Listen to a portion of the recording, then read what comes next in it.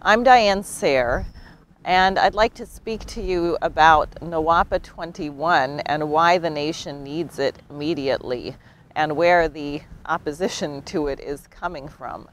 As people know, the state of New Jersey was clobbered at the end of, the fall of last year with Hurricane Irene, and in Bergen County, where I live, Passaic County, Sussex, Warren, we had massive flooding that wiped out literally thousands of homes which have to be razed, which cannot be rebuilt. Hundreds of businesses were destroyed permanently, never to return. People were without electricity, without running water.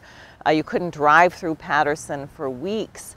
It was massive devastation. So last night there was a symposium held at William Paterson University on flooding in the Passaic River basin of New Jersey.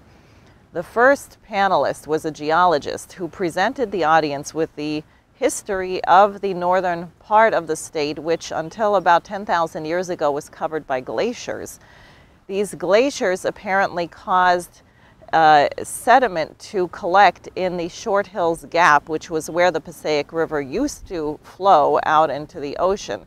That being blocked, it changed its course, and you ended up with these glacial lakes, which later dried up and became swamps. Now, another panelist objected to the use of the term swamp because that implies something bad, and we should really call them wetlands, because that's something that we're supposed to preserve and protect above human life, even if it is the case that people living near these things have more diseases and a shorter life expectancy.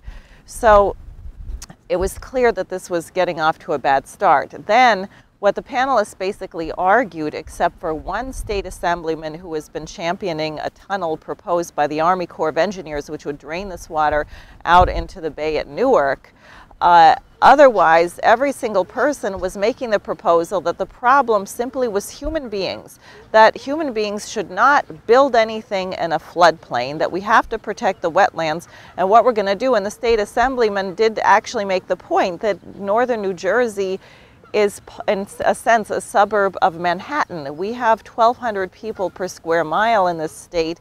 The northern part of the state is much more densely populated than that. So if you're talking about moving millions of people away from New York City, where most of them work, it's completely insane.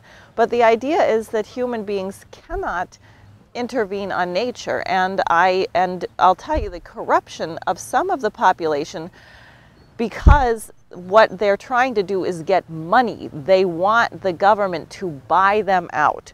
So they don't care about what happens to Americans 50 years from now and 100 years from now, and whether we've lost huge chunks of the United States to human development. They want money now for their house.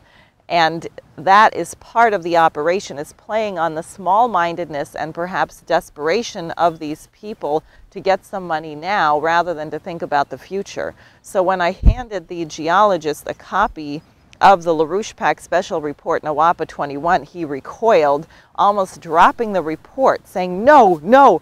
And I said, "What do you mean?" "No, we can't do this. It's a terrible idea." "Why?" It's too big. It would never work. We can't do it." And then I said to him, "Well, are you then proposing that Franklin Roosevelt should never have built the Tennessee Valley Authority?" And he was trapped.